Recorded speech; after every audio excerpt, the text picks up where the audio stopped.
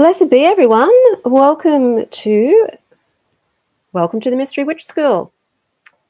I am Sandra, and we're here today to talk about magic, magical will, and surrender.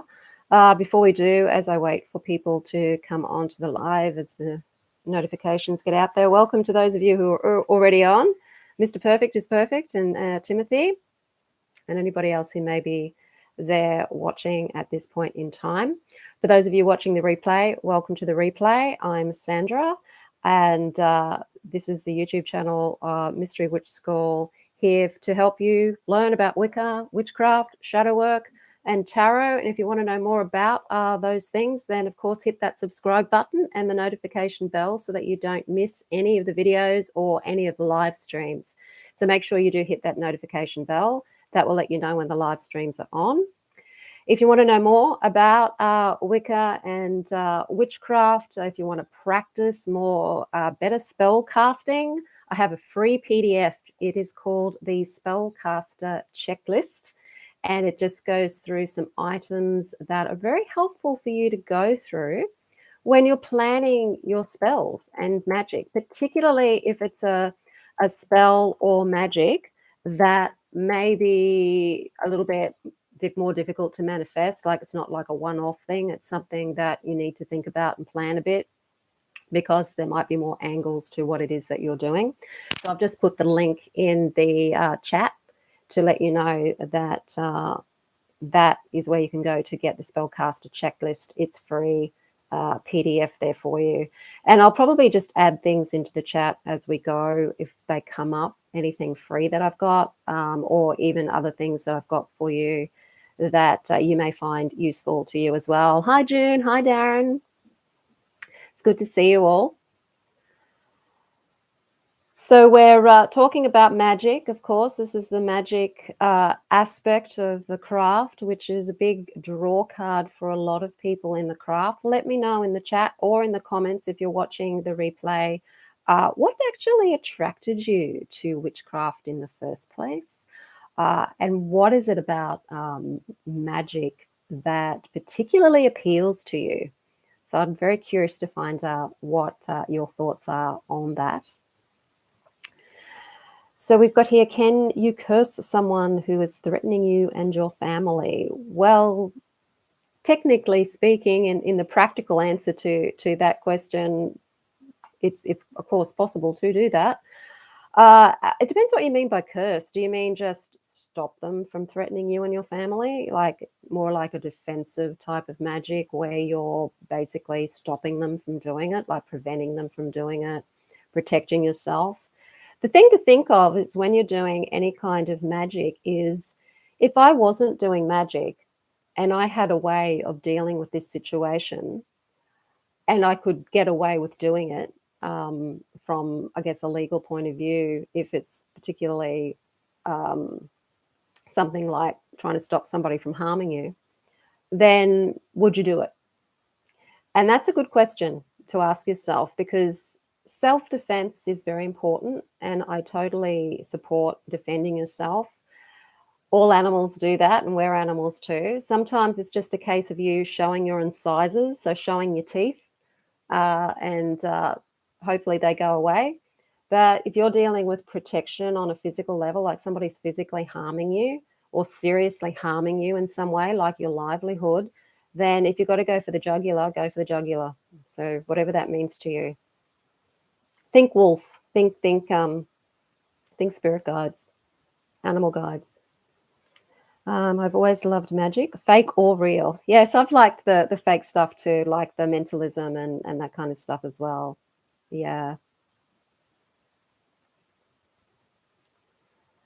Yeah, so if somebody's trying to harm you physically, then do whatever you have to do. Defend yourself. It's about self-defense, so defend yourself. Try defense first before you try anything else. You really, at the end of the day, defense is mostly all you need. Fort Worth, series fast is. Hi, Todd. Okay, so magical will versus surrender. And this is sort of coming into a little bit of the four powers of the Sphinx or the witch's pyramid, where you're dealing with the to will side and the to be silent side. So we already know that we need the knowledge of magic, the to know aspect, in order to be able to do magic in the first place, or at least for it to be something we can do consciously. The daring part, of course, is being daring. It's having the courage to do it in the first place and having the courage to walk an unknown path. It's having the courage to move away from maybe mainstream materialistic scientism and venturing into the world of magic and the unseen and all of those exciting things. Then we have the to will, and the will is often where people particularly focus their attention in magic, because we hear about magical will a lot, particularly in ceremonial magic. And there's lots of different methods that you can implement to get your will stronger and to have a stronger will. So I want to start with talking about will first.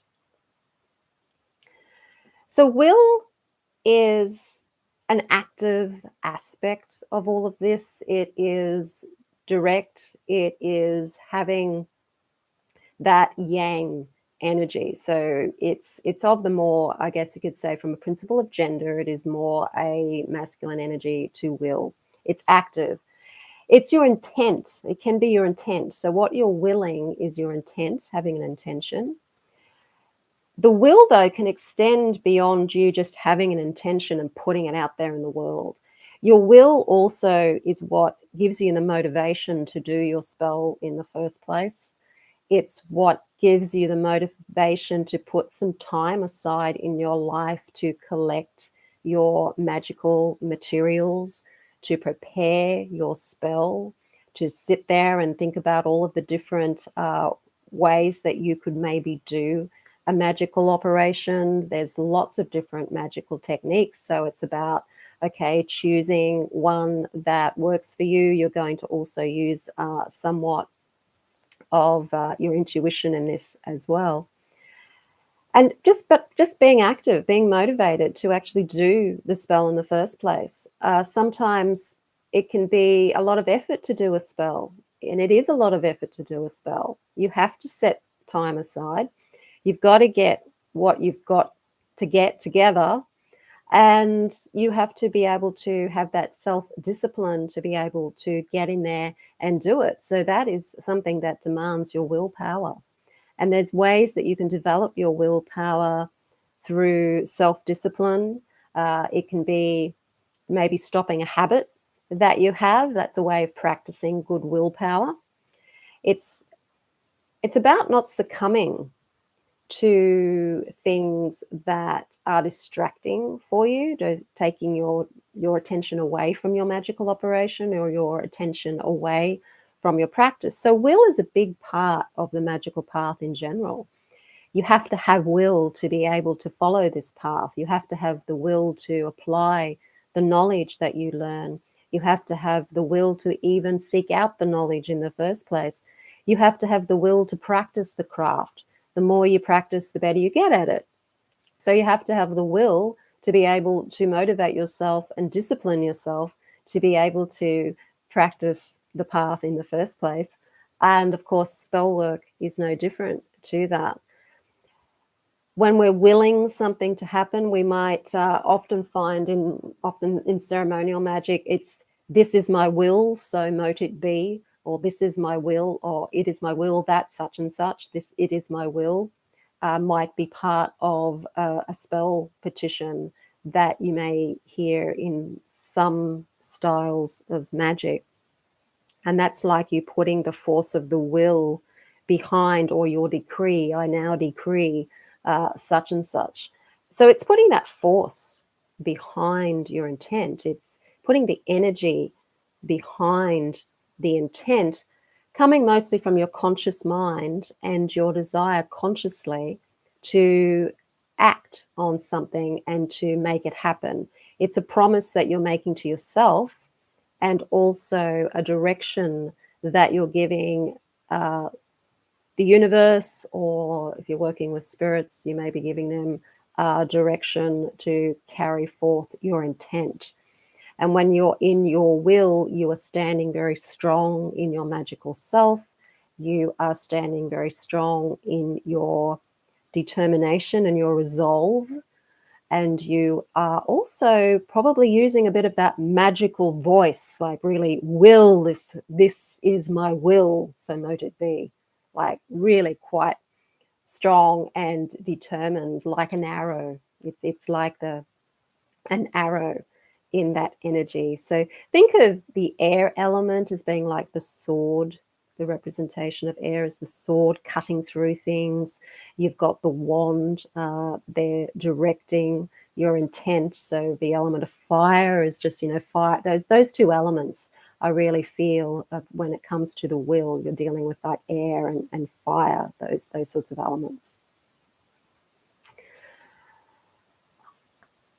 So that's the will side. So let me know in the comments field what you want to add about will. Like, how do you motivate yourself to do something? How do you motivate yourself to practice?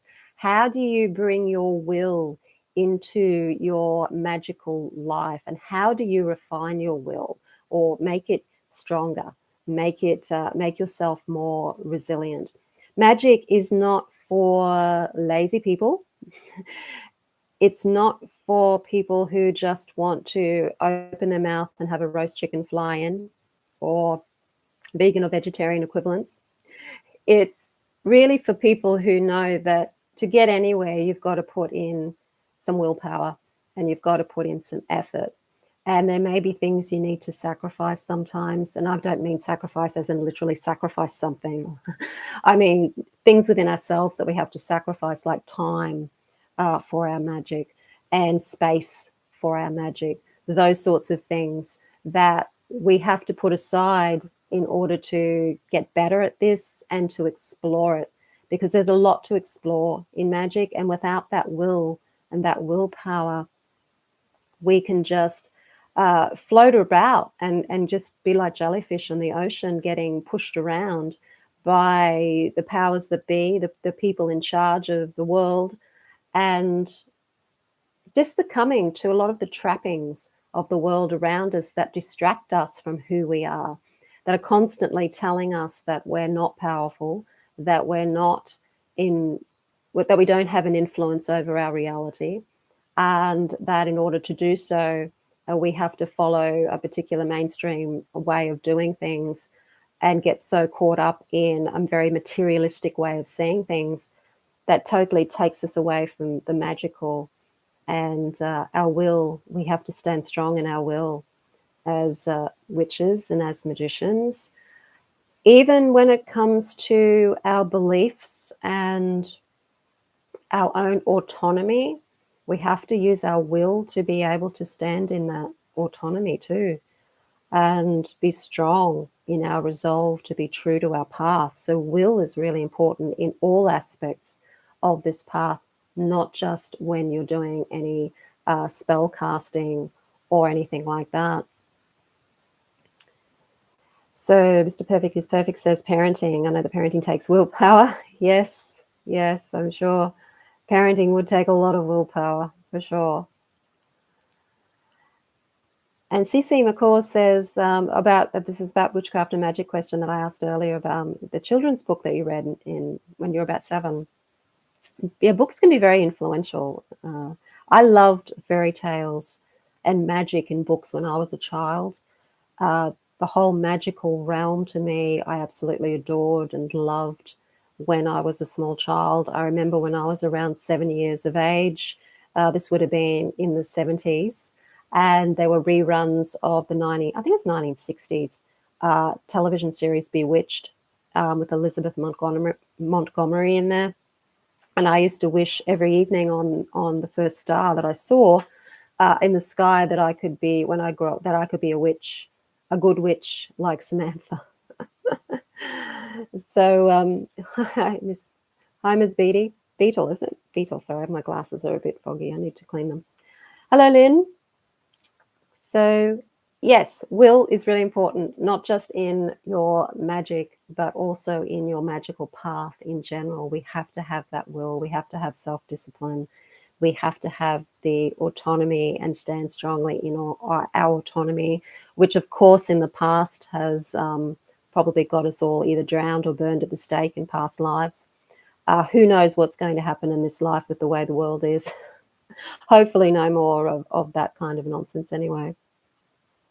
Your will is also your action that you're going to take post spell work too. So don't forget that even once you've done your spell and you've put your willpower into the petition, you put your will into the words as you're saying your spell, putting your force into the words as you're saying your spell, all of the willpower to get everything up and going in the first place. You also need it post spell to continue the action that you're being either inspired to take or that the magic is bringing up for you to take, because the magic may bring up different stages of action you need to take in order to get to the end result. It may not just make it manifest all of a sudden. There may be other things that need to happen first before you totally get the result, and the magic will often lead you to what those steps are, or to the places you need to go to, or to the people even that you need to meet and liaise with in order for the magic to be able to manifest as well. So you need the willpower to be able to do that too. So it's another aspect of the will there.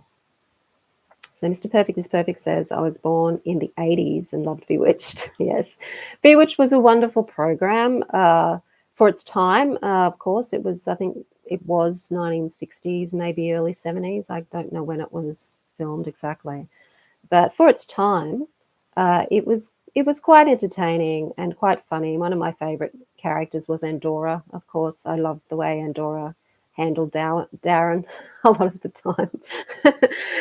So I quite liked her character. She was a little bit wicked, but from a sense of humor point of view, I quite appreciated when she turned him into a goat or something like that.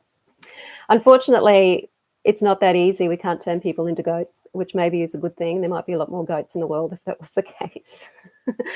Okay, so yes, anything you want to add about will, type away in the chat. I wanted to now just go into the surrender part, which is more the yin aspect or the feminine aspect of magic. Okay. This Beetle says they have a nice Samantha Stevens statue in Sam. Oh, really? Well, that's interesting. I didn't know that. Wow, that's cool. That's cool. So surrender. And I associate surrender a little bit with to be silent, because when you're being silent, it's not just about not talking about your magic because you don't want other people influencing your psyche or the results in some way. It's also about having spaciousness as well, being silent. The meditation is an aspect of magic. I think most people who do a lot of magic will have some sort of meditation practice. It might be mantra, it might be just straight out meditation. That is definitely a part of the path. We have to be able to be passive in that energy sense, like just being still, having that stillness of energy, so that we have space within ourselves to receive downloads of intuition and to have the energy to recharge ourselves for the next magical operation. So that balance of action and relaxation, I guess you could call it, or active and passive, is an important part of the energy dynamic. And it's a weaving and a dancing between these two energies. You need both to be able to do magic. You can't have one without the other. They go together. So okay, yeah, try and send a pic if you can, even if you just email it to me. We'll put it on the Facebook page. So thinking of the surrendering aspect as the art of receiving, it's about just receiving. It's like just a breath of air. It's like putting all that force into your willpower, and then just taking that at the end of it and going, okay, done that. Now I can just be. I can just be open to receiving the next impulse, the next download, or the desire or the wish fulfilled itself. And being able to receive and be great, having that gratitude is a really important thing in magic, because the gratitude helps with the emotional side of things. It helps us feel as if the wish has already been fulfilled, which is what we need to do for good magical operation. It helps us tune into our intuition and opens the door for the intuition to come and guide us to the completion of the spell. The surrendering is giving into the sort of the water, the flow of the water, or the flow of the magic. So we're getting into that watery sort of element there. We're grounding ourselves with the earth element and connecting to the energies of planet Earth, so that we're open to being able to connect and bring that manifestation into ground, or to ground, literally to manifest. So we're working with the element of water and the element of earth in that sense of the yin energy. We can attune to the feeling of the wish having been fulfilled. So whilst we may use our imagination to maybe imagine the scene that we're in where the wish is fulfilled while we're doing the spell, afterwards we have to keep that feeling going.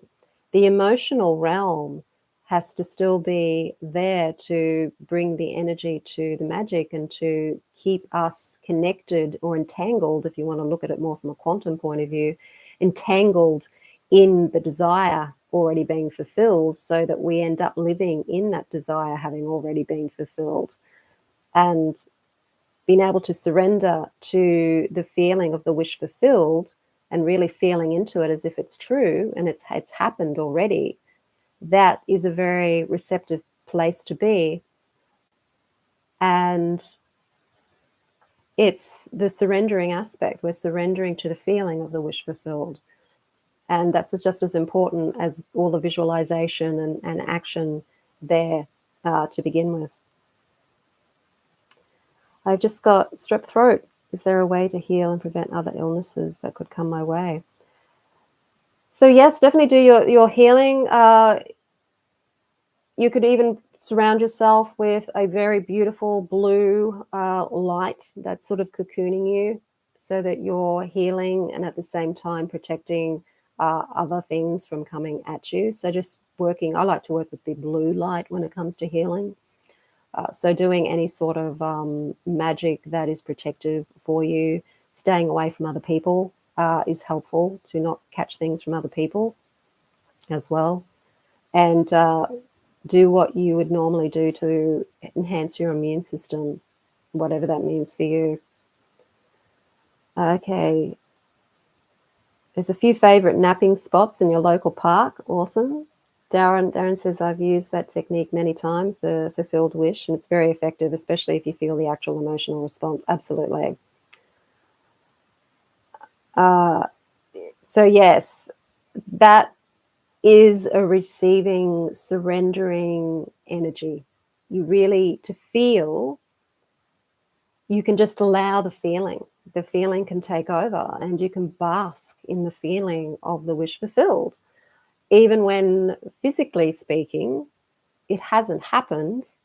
If it's happened on the emotional realm, which is connecting to the astral realm, which is where the magic happens first, then the astral work is already happening. So all it has to do is filter down into 3D, and you have it there with you. So this surrendering to it is really important part of the process, and we're not really told a lot about the surrendering aspect. We just focus more on the will side of it.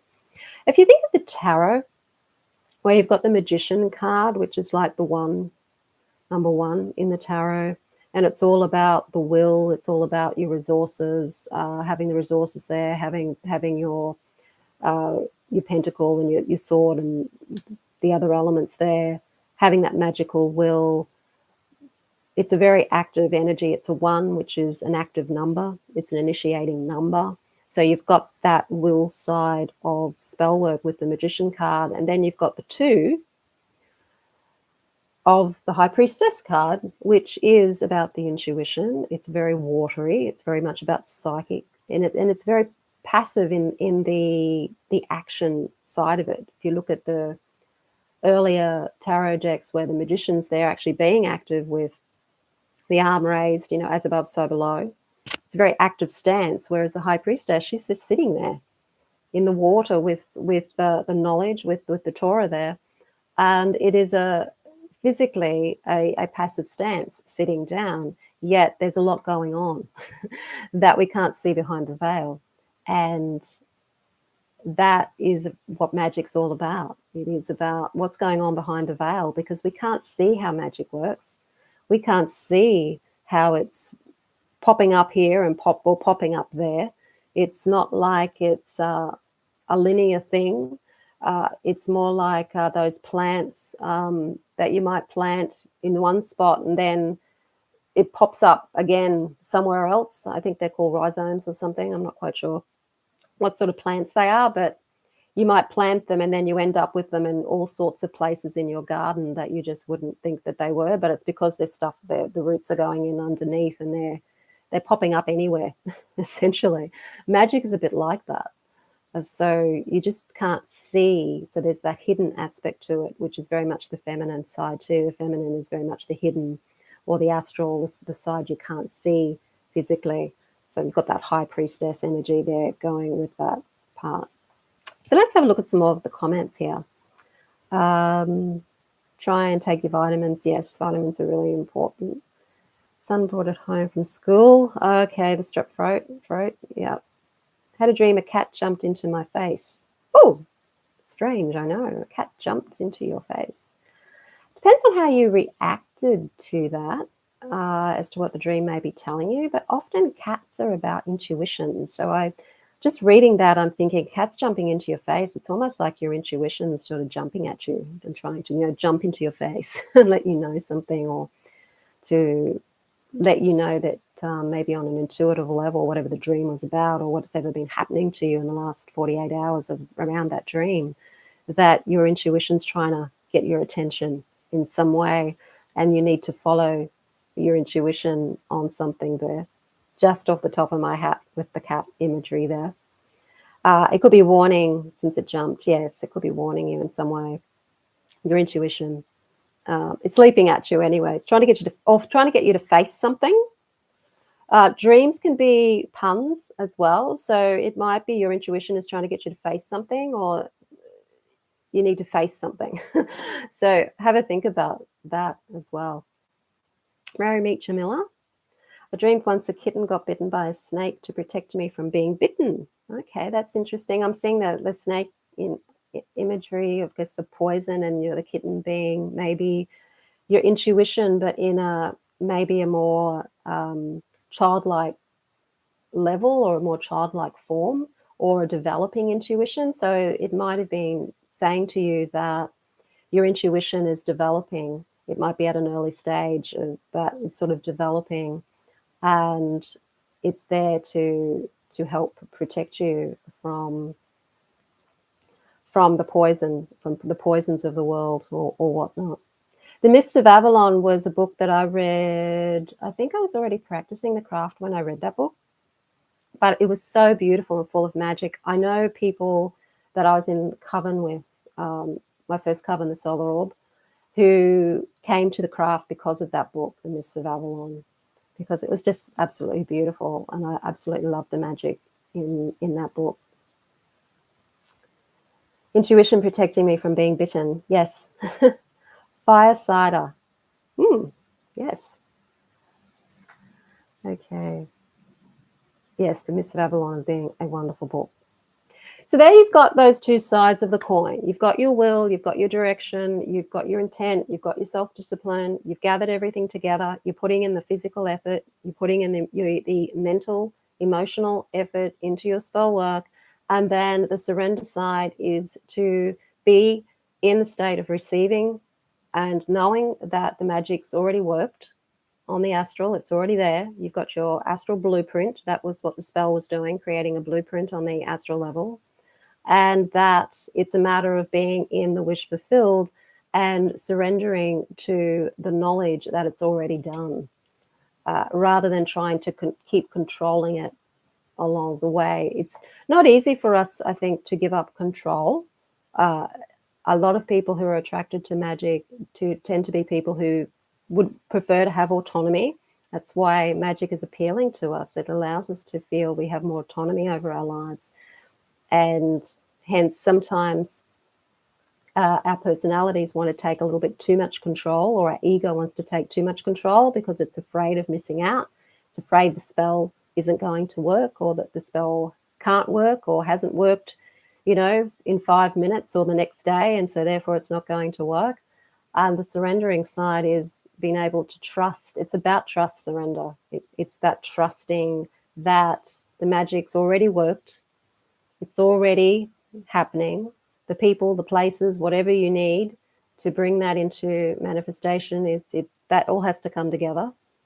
And to trust in the spirit that you're working with, or the deities you're working with, to trust in the universe, that it is already there. And the weirdest thing about magic is it doesn't always turn out anywhere near how you expect it to turn out.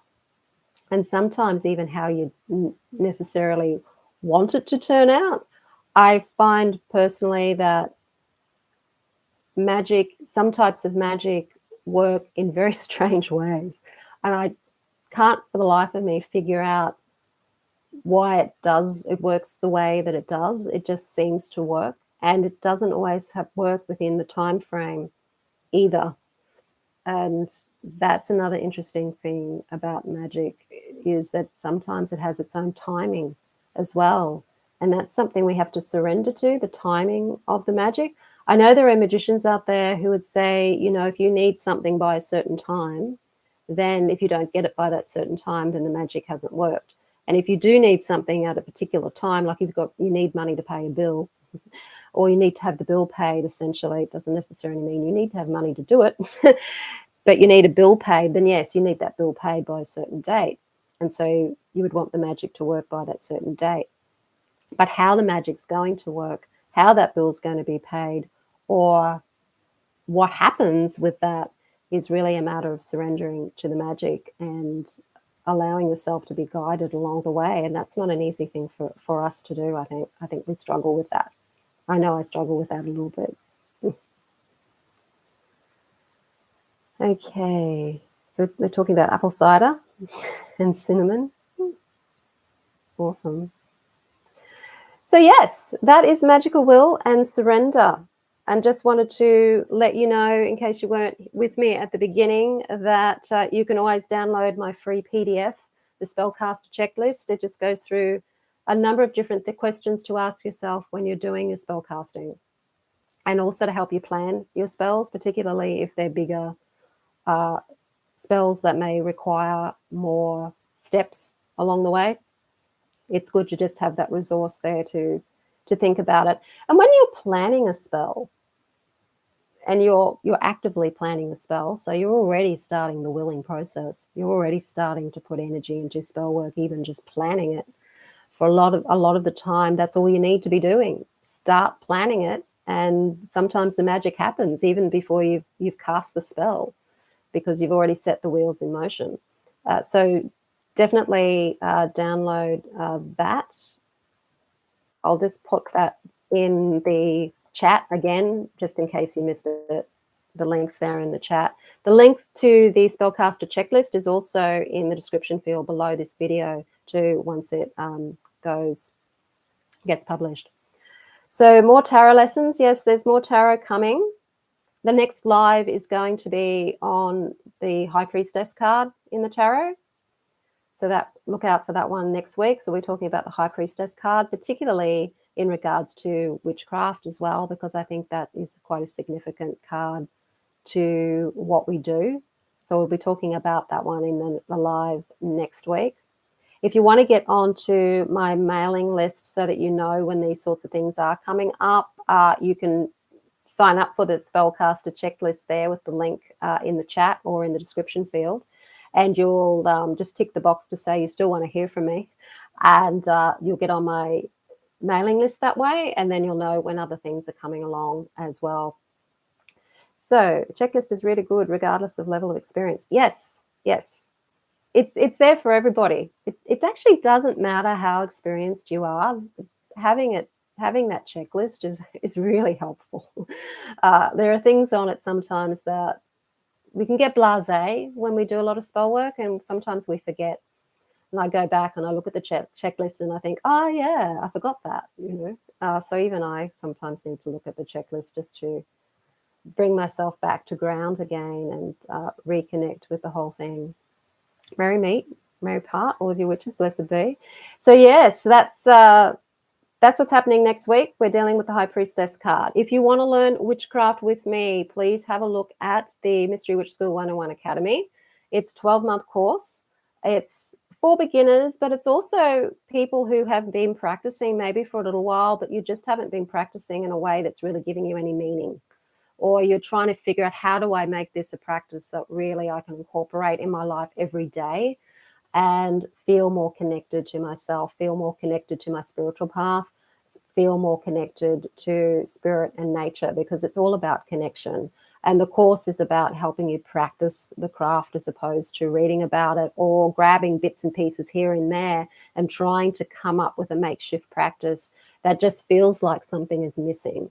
Like it's just that there's a missing link and you just can't find what that missing link is. The Mystery Witch School 101 course is to help you find that missing link. I've had students in that course repeat that course about 3 times, gone back to the beginning and done it again, and gone back to the beginning and done it again. And each time they find more depth in the course as well. So it's a course that once you've signed up and it's all paid for, you've got that course for as long as you want to be in the course. So it's not going to run out in 12 months. It's something you can keep going back over and over again to go deeper with your practice. But so many people struggle with knowing where to start and what to do and how to really bring that meaning into our lives on that witchcraft path. So have a look at the Mystery Witch School 101 Academy. The link is in the description field below this video if you're watching the replay. And if you're in the chat, I've just put the link to that in the chat as well, so that you can go and have a look at that that course too. So it's a good time of year to start training as well, right at the beginning of the year, New Year's resolutions. So this is a good year for practicing the craft. We're sure as hell going to need it moving forward in the world at the moment with all of the changes that are going on and all of the shifts that are going on consciously. We really need to be practicing our craft in a way that brings us a lot of meaning too. So on that note, blessed be everyone. Well, thank you for supporting the channel. Thank you for being on the live. Thank you for watching the replay, if you're watching the replay. And yes, just we all have to stick together during these times, that is for sure. So we'll see you next week.